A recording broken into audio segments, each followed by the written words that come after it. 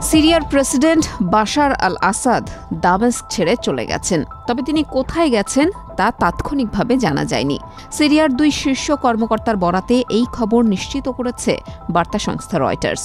রয়টার্সের বরাত দিয়ে বিবিসির সরাসরি সম্প্রচারিত প্রতিবেদনে এইসব তথ্য দেয়া হয়।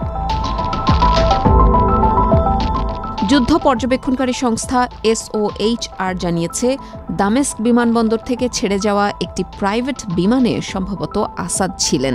বিমানবন্দর থেকে বিমানের প্রস্থানের পর সরকারপন্থী সেনাদের সরিয়ে নেওয়া হয়েছে বলে জানানো হয়েছে। এমন সময়ে এই ঘটনা ঘটেছে যখন বিদ্রোহী বাহিনী দাবি করেছে যে তারা সিরিয়ার রাজধানীতে প্রবেশ শুরু করেছে। এর আগে থেকেই আসাদের দামেস্ক ছাড়ার গুঞ্জন ওঠে। তখন প্রেসিডেন্টের কার্যালয় জানিয়েছিল, বাশার আল আসাদ দামেস্কেই আছেন, তিনি সাংবিধানিক কাজে ব্যস্ত আছেন।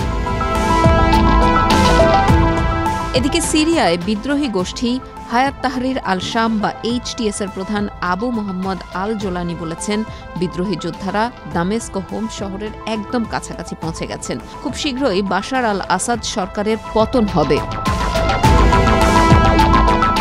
বিদ্রোহী যোদ্ধাদের প্রতি দেওয়া এক বার্তায় মোহাম্মদ আল জোলানি বলেছেন, আপনারা দামেস্ক ও হোমসের কিনারায় আছেন, যে কোনো সময় সরকারের পতন হবে। যোদ্ধাদের প্রতি ওই বার্তায় সাধারণ মানুষের প্রতি ভালো আচরণ করার আহ্বান জানিয়েছেন HTS প্রধান। তিনি বলেছেন, আমার ভাইয়েরা, আপনাদের প্রতি আমি আবারও আহ্বান জানাচ্ছি, আপনারা যেসব শহর ও গ্রামে প্রবেশ করবেন সেখানকার মানুষদের সঙ্গে দয়ালু ও নম্র আচরণ করবেন। এ সময় তিনি অস্ত্র সমর্পণ করার পর সরকারি বাহিনীকে সাধারণ ক্ষমা করার প্রতিশ্রুতি পুনর্ব্যক্ত করেছেন। এদিকে ইরানের সীমান্তবর্তী সিরিয়ার আল কাইম শহরের মেয়র বলেছেন, প্রায় 2000 সিরিয়ান সেনা সীমান্ত পার হয়ে ইরাকে আশ্রয় নিয়েছেন।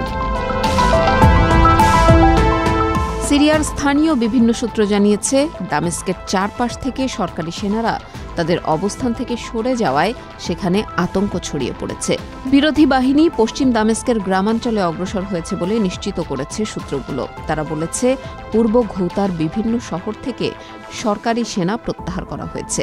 এমন পরিস্থিতিতে দামেস্কের বাজারগুলোয় খাদ্যপণ্য কিনতে মানুষের ভিড় দেখা গেছে।